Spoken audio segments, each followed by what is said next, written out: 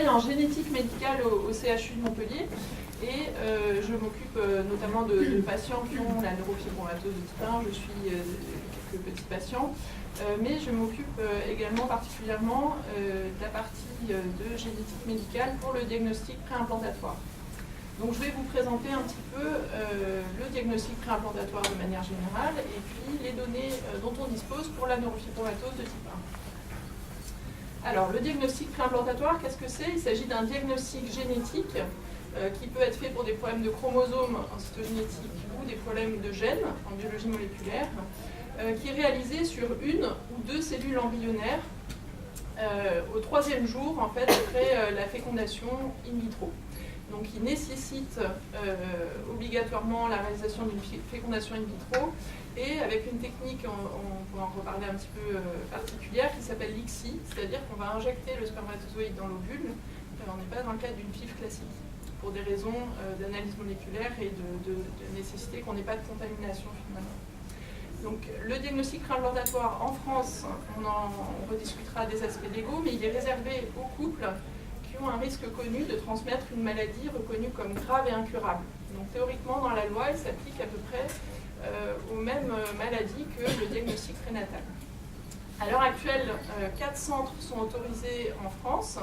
Donc le centre de Paris-Clamart, le centre de Strasbourg, le centre de Montpellier, donc c'est 3 centres qui sont un petit peu plus anciens, le centre de Nantes qui a ouvert il y a quelques années, et puis prochainement un 5e centre doit ouvrir à Grenoble. On est en attente en fait des agréments, mais afin de couvrir un petit peu toutes les localités et l'augmentation importante des demandes qu'on a depuis quelques années. Alors, donc la technique elle-même a été imaginée dès 1987 et en pratique, le premier enfant né grâce à cette technique est né en 92 en Angleterre. En 94, les lois de bioéthique ont statué sur la possibilité de réaliser des DPI en France. Et c'est uniquement en 2000 qu'est né le premier enfant, donc dans le centre de Paris-Clamart, conçu grâce au DPI. Et actuellement, il y a entre 150 et 200 enfants qui naissent par an en France, donc ça reste une technique qui est quand même très marginale. Alors, les couples demandeurs sont des couples à risque élevé de transmettre une maladie génétique et qui ne souhaitent pas recourir au diagnostic prénatal, soit pour des raisons morales ou religieuses, qui ne souhaitent pas avoir à subir une interruption médicale de grossesse ou qui ont déjà eu cette douloureuse expérience et qui ne souhaitent pas la revivre. Et puis, on a un petit nombre de couples qui ont également une hypofertilité, donc qui sont obligés de passer par une fécondation in vitro pour pouvoir avoir un bébé. Et dans la mesure où il y a une anomalie génétique, effectivement, on rajoute ce diagnostic-là sur la fécondation in vitro. Alors, le parcours des couples, c'est ça qui est compliqué dans le diagnostic préimplantatoire, c'est la durée de ce parcours et les différentes étapes. On reviendra un petit peu dessus après. Donc chaque demande en fait de la part des couples est examinée au sein d'un staff qui se réunit une fois par mois, mais qui nécessite pour se prononcer qu'il y ait déjà un autre staff, le centre pluridisciplinaire de diagnostic prénatal, qui soit prononcé sur l'indication, donc sur est-ce qu'effectivement on est dans le cadre de la loi, dans le cadre d'une affection d'une particulière gravité et incurable. Donc si la demande est acceptée à ce moment-là, il est demandé au couple de réaliser un bilan de faisabilité gynécologique essentiellement, c'est beaucoup les femmes qui sont mises à contribution, mais également andrologique, où on vérifie que finalement, si on réalise une fécondation in vitro, on obtiendra suffisamment d'ovules pour pouvoir faire ce diagnostic préimplantatoire. Si ce bilan est satisfaisant, on passe alors à la mise au point au laboratoire, et donc cette mise au point, on va aller chercher votre main.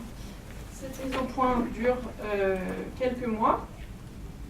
En moyenne, cette mise au point dure environ 6 mois, en fait, parce que vous avez la nécessité, moi à ce moment-là je contacte les couples ou les généticiens qui s'occupent d'eux pour récupérer des prélèvements sanguins du couple, et puis on le verra après, d'autres membres éventuellement de la famille, ou parfois de l'ADN quand ils ont eu un fœtus pour lequel il y a une interruption médicale de grossesse. Donc à ce moment-là, je contacte directement les laboratoires.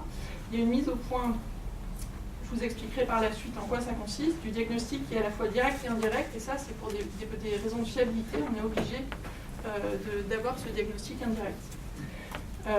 Quand cette mise au point est terminée, les couples sont convoqués en consultation multidisciplinaire pour qu'à ce moment-là, ils rencontrent individuellement. À Montpellier, ça se passe comme ça, mais c'est vrai que dans d'autres centres, c'est organisé de manière différente.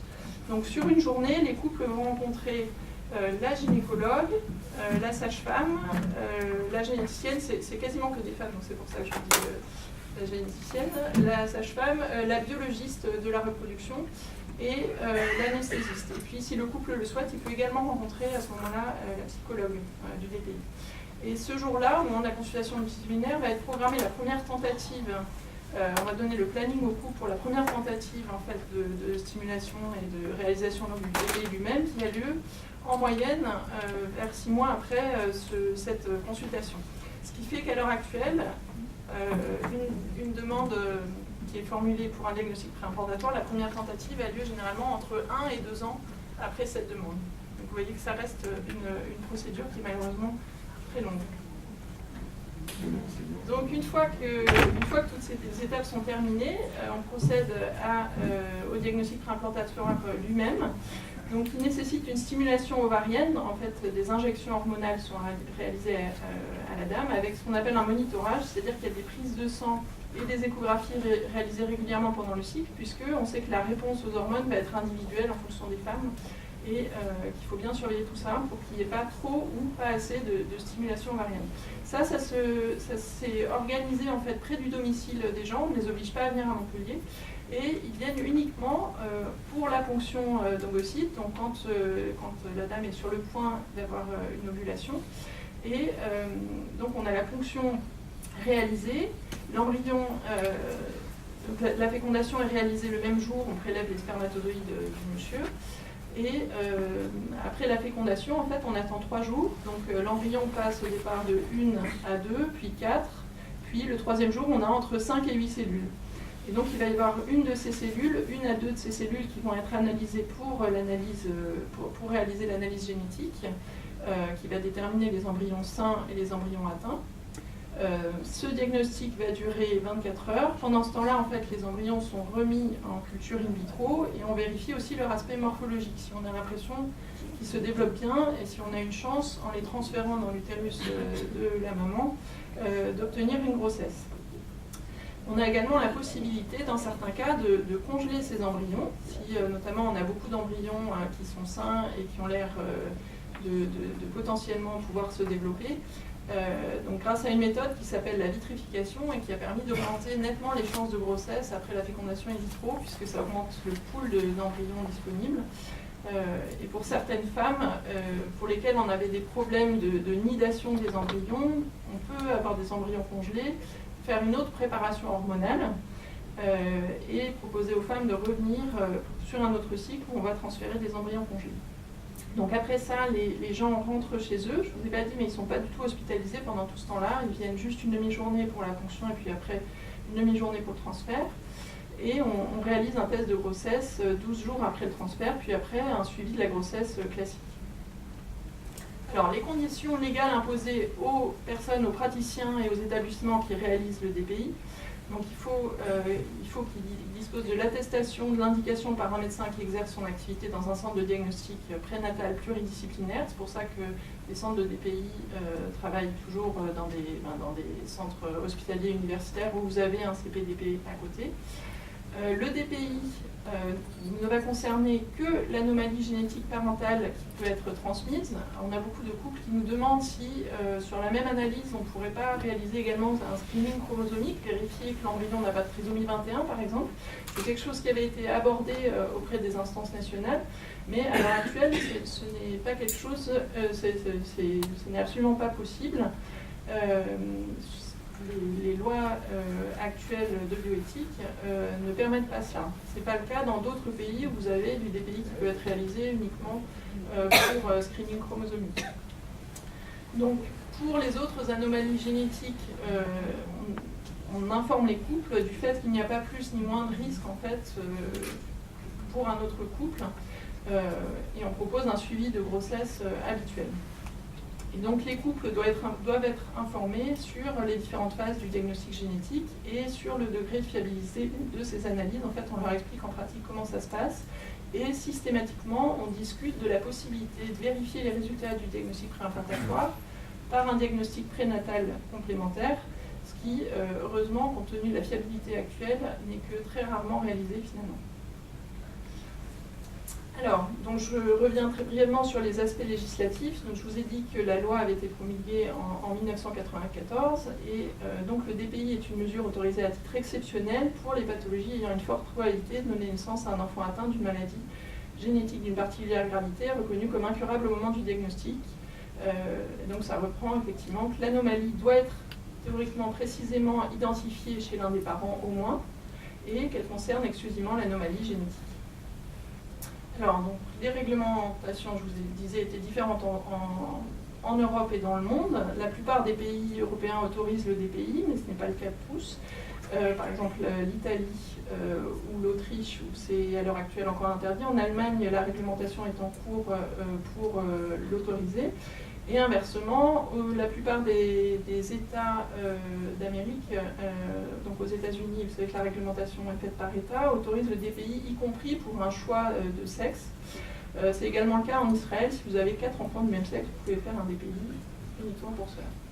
Alors, les étapes préliminaires, idéalement, on souhaite que les couples, on a des demandes spontanées des couples, mais l'idéal est qu'ils aient au moins une fois discuté de cela avec un généticien. Sinon, si cela n'a pas pu être possible, on ne va pas les empêcher de procéder au DPI, mais c'est vrai qu'en termes d'information, on estime que c'est préférable. Donc, au cours de cette consultation, va être reprise l'histoire personnelle et familiale, réaliser un arbre généalogique. Il faut que le couple ait bien compris le risque de récurrence de la maladie concernée, donc même si pour la neurofibromatose, la plupart des gens ont des notions tout à fait correctes, on a parfois des surprises sur des gens chez qui le diagnostic a été porté avec un résultat rendu une fois. Il y avait un petit peu le choc de l'annonce et des choses comme ça, et certaines informations ne sont pas toujours très claires. Doivent être abordées les explications sur la procédure, les méthodes, les délais, la fiabilité, et puis systématiquement, ce qui est parfois délicat en fait pour les médecins, il faut aborder les autres possibilités, les alternatives au diagnostic préimplantatoire pour les couples concernés, comme le diagnostic prénatal, le don de gamètes ou l'adoption. Donc une fois que les couples font leur demande au sein de la réunion du CPDPI, on a une réunion mensuelle qui va discuter effectivement d'une part de l'accord sur l'indication du DPI, mais également de la faisabilité, c'est-à-dire à partir des données des analyses génétiques qu'on a, est-ce qu'on va pouvoir faire la mise au point du DPI. Il faut qu'on connaisse un petit peu l'histoire familiale, et puis à l'issue de cela, une fois qu'on aura récupéré les résultats du bilan gynécologique, on va voir si ce DPI va vraiment pouvoir être proposé, c'est-à-dire si la réserve ovarienne de la maman est suffisante pour que cette technique puisse fonctionner. Alors, pourquoi on réalise systématiquement une fécondation in vitro avec l'ICSI? Alors, il faut qu'on puisse, pour pouvoir trier les embryons sains des embryons atteints, obtenir une cohorte suffisante, puisque on sait que par exemple si on prenait sur un cycle spontané avec un embryon, on aurait une chance sur 2 qu'il soit atteint au sein, et donc c'est pas une technique qui permettrait d'avoir fréquemment des grossesses. Donc, la technique d'ICSI, elle est réalisée essentiellement pour éviter la contamination par de l'ADN extérieur. En fait, dans la fibre classique, vous laissez les spermatozoïdes au contact de l'ovule, un seul va le féconder, mais vous allez avoir de l'ADN de plein de spermatozoïdes qui vont rester dans les parages. Et comme à l'issue des examens, en fait, on va analyser une seule cellule de l'embryon, ne surtout pas qu'il y ait de contamination par de l'ADN qui puisse perturber ces analyses. Donc cette technique, elle est systématique, ce qui fait qu'on exige des couples qui aient la réalisation des karyotypes, les examens des chromosomes, pour vérifier qu'il n'y ait pas d'anomalie chromosomique qu'on puisse également prendre en charge, étant donné qu'on passe par cette technique d'ICSI, donc on a un certain tri, entre guillemets, des spermatozoïdes qui se fait naturellement, qui ne va pas pouvoir être fait ici, puisqu'on injecte directement un spermatozoïde qu'on a choisi.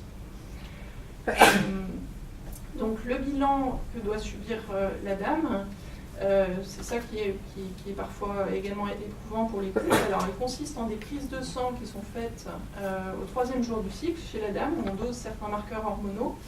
J'ai mis FSH, estradiol, mais c'est essentiellement en fait une hormone qu'on appelle l'AMH qui révèle l'état de réserve des ovaires.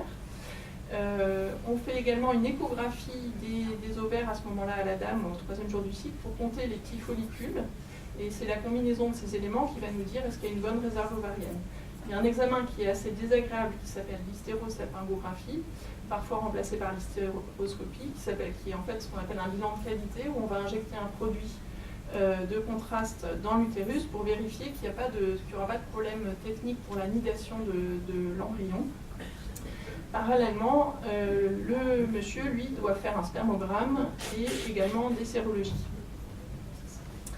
Alors, donc l'analyse, la biopsie embryonnaire, elle se fait, donc, je vous ai dit, 72 heures après la fécondation in vitro, et le transfert va se faire le jour suivant. Alors, à Montpellier, on propose systématiquement, s'il n'y a pas de contre-indication, de transférer 2 embryons, si les gens le souhaitent. Alors, dans le cadre de la NF1, c'est vrai qu'on a beaucoup de femmes qui peuvent avoir une hypertension artérielle, et on sait qu'on a plus de risques pendant les grossesses de femmes qui ont une neurofibromatose, plus de risques vasculaires, plus de risques de prééclampsie notamment. Donc c'est vrai qu'on en discute particulièrement, et si la femme a déjà, si la femme qui est atteinte de neurofibromatose a déjà une hypertension artérielle, on va contre-indiquer le transfert de 2 embryons. On ne va pas prendre de risques inutiles, sachant qu'en plus, les embryons qui conviendraient, qui ne vont pas être transférés, peuvent être congelés. Le taux de grossesse est corrélé au nombre évidemment d'embryons qu'on peut obtenir et d'embryons qu'on peut transférer, mais on n'a pas une corrélation qui est mathématique. Et c'est vrai que si on arrive à aller jusqu'au transfert, on a des taux de grossesse entre 25 et 40% à l'heure actuelle, ce qui est quand même c'est des résultats qui ont nettement augmenté sur les dernières années. Et qui est à peu près superposable à ce qu'on obtient finalement dans des taux de grossesse spontanés à chaque cycle pour un couple qui est fertile.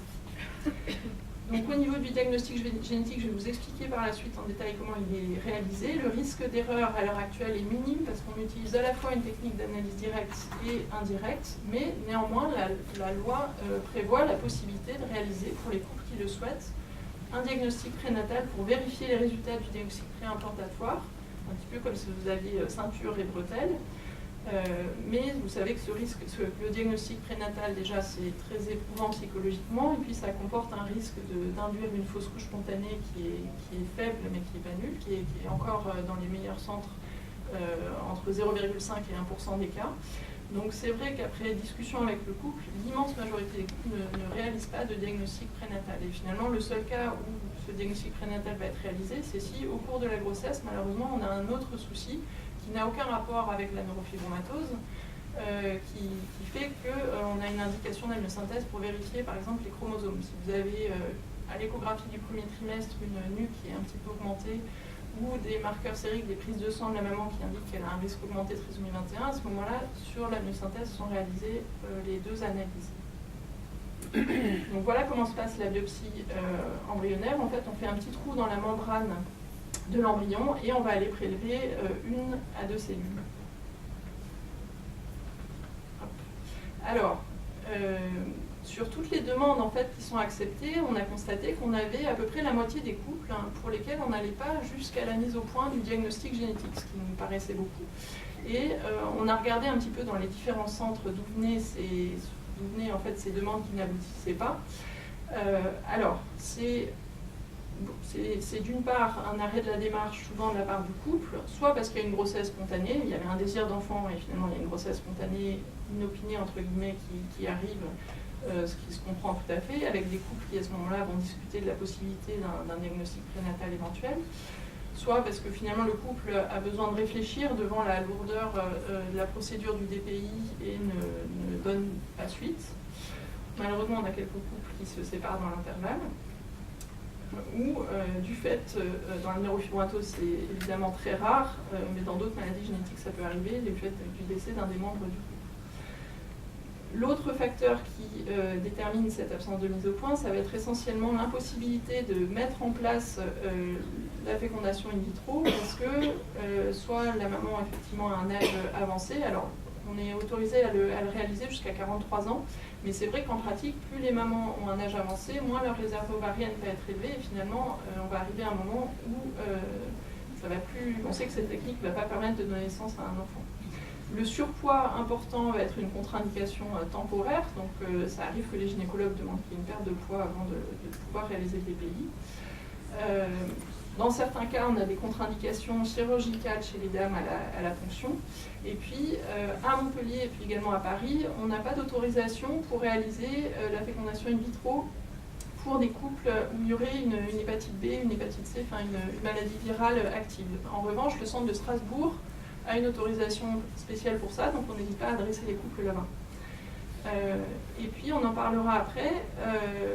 Jusqu'à présent à Montpellier, on ne pouvait pas faire la mise au point pour des femmes qui étaient le premier cas dans leur famille, c'est-à-dire on appelle ça une néomutation, si ses propres parents n'étaient pas atteints et qu'elles n'avaient pas encore eu d'enfants atteints. On pouvait le faire pour les messieurs, je vous expliquerai pourquoi. Et Paris n'effectuait la mise au point, ne pouvait pas effectuer la mise au point dans ces deux cas, dans les néomutations chez les femmes et les hommes. Et en revanche, Strasbourg s'en occupait, ce qui explique, vous verrez par la suite, qu'ils ont eu beaucoup plus de demandes et de DPI réalisés qu'ailleurs finalement.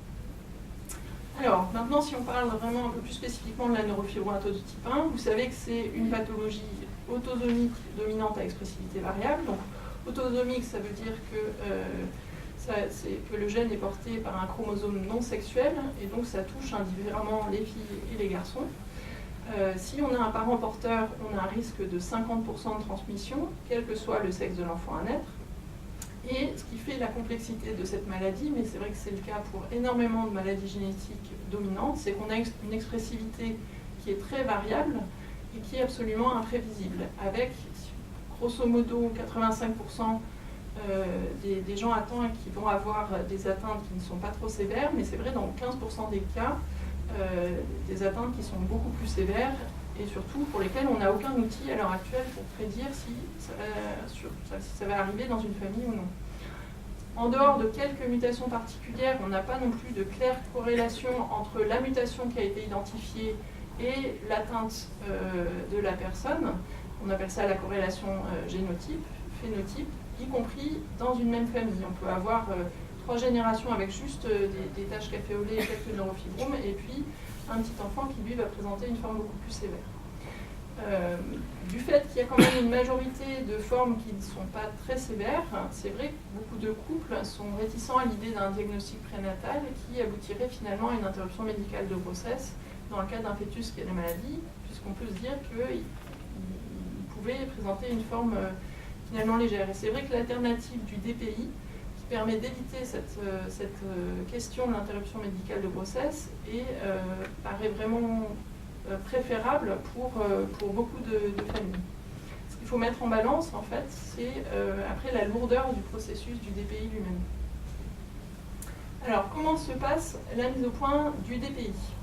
Donc ça, c'est ce qu'on explique aux couples en consultation. Donc là, je vous ai représenté les deux cas les plus simples. Alors, on a ici, en fait, on a ici un couple où la maman, vous savez qu'en génétique, on représente en fait les femmes en rond et les hommes en carré. Donc on a une maman qui est atteinte de la neurofibromatose de type 1. Elle a 2 copies du gène. D'un côté, il y a une mutation et de l'autre côté, elle a une copie normale. Son conjoint, lui, a 2 copies normales, ce qu'on représente ici par M. C'est un couple qui avait décidé d'avoir une grossesse spontanée et qui a eu un fœtus atteint de la neurofibromatose de type 1 qui a décidé d'interrompre la grossesse.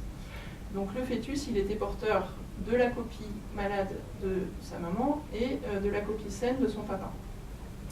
En fait, ce que va faire le laboratoire en amont, la mise au point, on va identifier donc de part et d'autre du gène de la neurofibromatose de type 1, on a ce qu'on appelle des petits marqueurs chromosomiques qui sont en fait des séquences d'ADN un petit peu répétitives et qui ne constituent pas des mutations, mais qui vont être transmises en bloc, les petits marqueurs, avec la copie du gène. Donc en fait, on va identifier les marqueurs qui sont transmis en bloc avec la mauvaise copie, et on va en déduire les marqueurs qui sont transmis en bloc avec la bonne copie. Donc je vous donne un petit exemple. Par exemple, pour ce marqueur-là, on voit que la maman, elle a 176 d'un côté et 178 de l'autre, et a priori on ne sait pas si c'est 176 ou 178 qui est transmis avec la bonne copie. Le papa il a 174-180, et on a vu que chez le fœtus qui avait la maladie, on a 174-178. Donc on en déduit que le 178 est transmis en bloc avec la mauvaise copie, le 174 vient de son papa, et donc chez la maman, on sait que la bonne copie elle va être transmise avec 176. Et en fait, plus tard, quand on fera des DPI, chez les embryons sains, pour dire qu'un embryon est sain, on va exiger qu'on ait tous ces marqueurs témoins de la transmission de la bonne copie qui soient transmis en bloc. On ne va pas se contenter de voir juste l'absence de mutation. Pour nous, c'est insuffisant en termes de fiabilité. On a toujours peur que le fait de ne pas avoir la bonne copie soit dû à des problèmes techniques ou un problème de contamination. Donc si vous identifiez tous ces marqueurs-là, vous allez être certain d'avoir la bonne copie transmise chez l'embryon. Dans le cas d'un couple qui n'aurait pas encore d'enfants, mais où il s'agit d'une forme familiale, donc c'est pareil, on va demander en fait à récupérer l'ADN des parents du couple, de chacun des parents du couple. Alors maintenant c'est beaucoup plus simple qu'auparavant, on n'est pas obligé de les embêter avec des prises de sang, on peut leur demander des petites brossettes comme vous avez comme on voit dans les émissions, on va recueillir un petit peu d'ADN de la joue de chacun des grands-parents. Et pareil, on va déterminer les marqueurs qui sont transmis en bloc avec la mutation et ceux qui sont transmis avec la bonne copie. Et du coup, on va pouvoir, chez les embryons, rechercher la preuve de la transmission de cette bonne copie. Alors là où ça se complique, c'est les cas où c'est des néomutations. Donc vous avez par exemple le cas d'un papa qui est le premier cas dans sa famille à présenter une neurofibromatose de type 1. Son papa et sa maman étaient indemnes, vous voyez, ils n'ont pas la mutation, et lui, il a la mutation. Et le problème, c'est quand on regarde tous ces marqueurs, on ne sait pas quels sont les marqueurs qui sont transmis avec la bonne et avec la mauvaise copie. On veut déterminer quels sont les marqueurs hérités de son papa et ceux hérités de sa maman, mais on ne sait pas, finalement, à quoi sont associés chaque marqueur. Alors, ce qu'on fait à Montpellier, en fait, on va demander un petit prélèvement de sperme et individuellement, il va y avoir une analyse en fait sur des spermatozoïdes isolés où on va déterminer si les spermatozoïdes sont porteurs de la mutation et quels sont les marqueurs qui sont associés. Et en fait, ils vont analyser plusieurs dizaines de spermatozoïdes et vérifier qu'à chaque fois, on a bien la transmission en fait en bloc de la mutation avec certains marqueurs et de la bonne copie avec d'autres marqueurs. Dans le cas où c'est une maman qui, elle, présente une néomutation, on ne va pas aller analyser, on ne va pas aller faire une ponction d'ovules pour juste regarder ces ovules et voir en fait quelle est la copie transmise avec la mutation. Donc ce que faisait Strasbourg depuis plusieurs années et que maintenant on est capable de faire également à Montpellier, en fait, c'est attendre la première tentative de diagnostic préimplantatoire. Il faut avoir suffisamment d'embryons. Et on va déterminer en fait chez les embryons, on fait à la fois l'analyse directe de la mutation et l'analyse des petits marqueurs, on va déterminer quels sont les marqueurs transmis systématiquement avec la mutation et ceux transmis systématiquement avec la bonne copie. Donc en fait on fait un diagnostic qui est a posteriori et ça exige évidemment que les conditions techniques soient parfaites, qu'on puisse bien trouver la mutation, bien identifier la mutation au niveau cellulaire d'une seule cellule chez tous les embryons. Et il faut avoir un nombre d'embryons suffisant. Si vous avez seulement 2 embryons, on a peur que la fiabilité ne soit pas suffisante. Il faut qu'on retrouve les résultats sur plusieurs embryons. Mais en tout cas, techniquement, maintenant, c'est quelque chose qu'on est en mesure de faire également à Montpellier. Alors, j'ai demandé aux différents centres, en fait, leurs chiffres un petit peu, concernant les demandes et les réalisations de diagnostics préimplantatoires pour neurofibromatose de type 1, depuis le début des années 2000. Alors, au niveau de Montpellier, on a eu 42 demandes, et je vous expliquerai par la suite un petit peu l'historique, mais initialement, cette mise au point n'était pas réalisée à Montpellier, donc on adressait directement les couples à Strasbourg sans même se poser la question de l'indication de la faisabilité. Après, on a eu 4 demandes qui ont été refusées pour un bilan gynécologique. Après, il y a eu malheureusement 3 demandes qui ont été refusées par le centre de diagnostic prénatal du fait, en fait de formes familiales où l'ensemble des gens de la famille avaient une forme exclusivement cutanée et donc un refus sur la gravité de la pathologie elle-même. Il Il y a eu 5 refus pour manque d'informations, finalement des couples qui envoyaient une demande mais qui n'avaient même jamais eu d'analyse du gène dont on discutait tout à l'heure, qui n'avaient jamais eu l'analyse moléculaire du gène NF1 et donc pour lesquels on ne peut pas, évidemment, si on n'a pas la mutation, on ne peut pas faire cette mise au point. Donc au final, il y a seulement eu 11 couples pour lesquels la mise au point a pu être réalisée à l'issue du bilan gynécologique, puisque vous savez qu'il y a à peu près la moitié également des demandes qui n'aboutissent pas. Il y a eu 13 tentatives de DPI et finalement, on n'a plus qu'une grossesse en cours avec un premier bébé qui vient de naître en fait. Et le deuxième bébé doit naître fin juin 2017. À Paris, il y a eu 60 demandes de DPI qui ont toutes été acceptées sur l'indication, mais 10 dossiers qui n'ont pas pu être réalisés puisqu'il y avait une réserve ovarienne insuffisante ou parce qu'il s'agissait en fait dans la plupart des cas de néomutation. Donc Paris ne prend pas en charge les cas de néomutation. Il y a eu 26 tentatives de DPI et il y a 11 enfants qui sont nés suite à cette technique, dont une famille avec 4 enfants. Ils ont eu en fait 3 grossesses, avec la dernière grossesse des jumeaux. À Nantes, qui vient d'ouvrir, il y a eu déjà 12 demandes et pareil, ils ne font pas la mise au point pour les mutations des novo et finalement il y a déjà 3 enfants qui sont nés. Et à Strasbourg, qui est donc le centre pour lequel, donc le seul centre qui jusqu'à présent a accepté les néomutations pour les 2 sexes, il y avait 66 demandes, dont un tiers avec une mutation de novo. Là, il y a le biais du fait que les autres centres leur ont envoyé tous les couples pour lesquels ils ne pouvaient pas faire cette mise au point. 62 ont pu être acceptés, 38 mises au point. Il y a eu 70 tentatives de DPI pour 36 couples et déjà 11 enfants nés et 2 grossesses en cours. Je vous ai récapitulé un petit peu ça dans un tableau. Donc à l'heure actuelle, on a eu 180 demandes de DPI pour NF1. Alors, on n'est pas, je ne suis pas allée vérifier. Il y a certains couples qui en fait envoient leurs demandes dans tous les centres et probablement que ces couples sont comptés plusieurs fois. Donc probablement qu'on a moins de 180 familles en fait qui sont concernées. 144 demandes ont pu être acceptées et à l'heure actuelle, on a 36 enfants nés. Mais c'est vrai qu'on a l'impression qu'on a une demande qui est quand même croissante et depuis quelques années, avec de plus en plus effectivement de grossesses et d'enfants qui sont nés. Donc je me suis intéressée un petit peu aux détails sur Montpellier, puisque là j'avais un petit peu plus de données sur les différentes demandes qu'on avait reçues. Donc en 2006 et 2007, on avait eu 2 demandes chaque année, mais qui ont été adressées à Strasbourg, parce que la mise au point n'était pas possible. On n'a pas eu de demande en 2008. En 2009, une seule demande, on n'avait pas assez d'informations et puis on n'a plus de nouvelles du couple. En 2010, 3 demandes, dont une seule a pu être acceptée, mais malheureusement le bilan gynécologique n'était pas satisfaisant.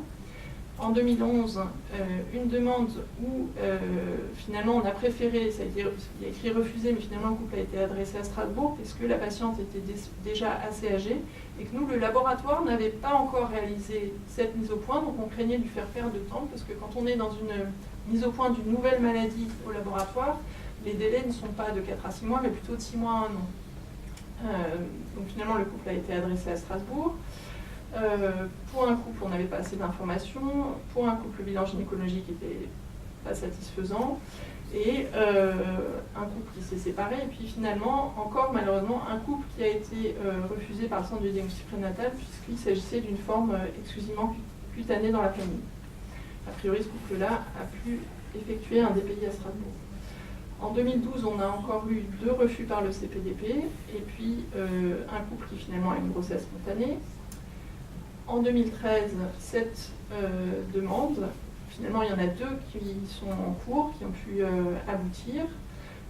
Et puis, pour toutes les autres, effectivement, il y a eu différentes raisons, mais encore une demande refusée, malheureusement, par le CPDP, et une demande refusée, car à l'époque, les mutations des novos ne pouvaient pas être mises au point à Montpellier.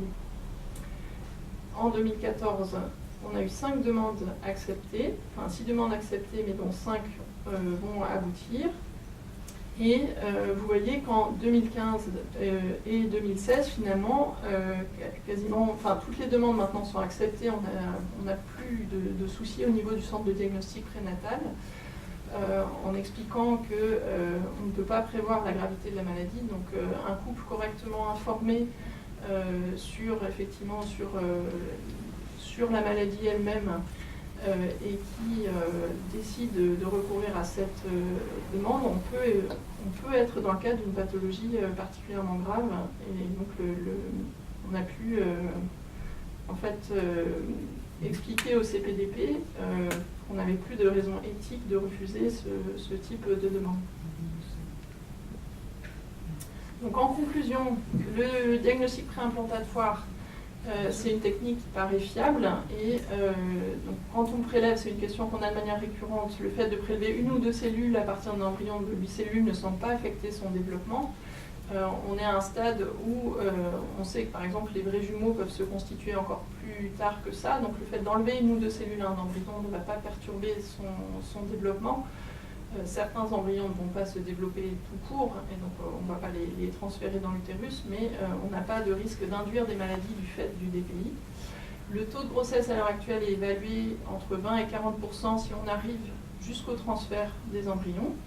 Ce qui reste très compliqué, c'est les délais d'attente, malgré l'augmentation du nombre de centres, malgré l'augmentation en fait, des prises en charge. On a un nombre de demandes qui augmente, donc les délais d'attente restent encore longs en France, entre 1 et 2 ans à partir de la demande. Désormais, les demandes de pour neurofibromatose de type 1 sont acceptées dans les 4 centres de diagnostic préimplantatoire. Et ça reste une alternative qui est pour de nombreux couples préférée au diagnostic prénatal, puisque vous évitez de vous poser la question de l'interruption médicale de grossesse. Le taux de grossesse, il est difficile à prévoir de manière individuelle.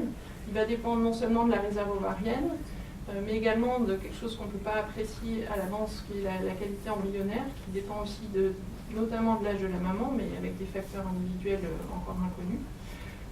Dans le cas de la neurofibromatose de type 1, on sait que statistiquement la moitié des embryons vont être atteints, donc c'est vrai que a priori on a un petit peu moins d'embryons pour des maladies, vous allez avoir seulement un quart des embryons qui sont atteints. De ce qu'on voit un petit peu au quotidien pour les couples, le grand intérêt du DPI, c'est que pour des maladies de ce type où on a un risque de transmission qui est très élevé avec un parent qui est atteint. La grossesse, on remet un petit peu les compteurs à zéro au début de la grossesse pour que les femmes puissent avoir la même grossesse qu'une femme pour laquelle il n'y aurait pas ce type de maladie génétique. On évite la question a priori de l'interruption médicale de grossesse dans 50% des cas.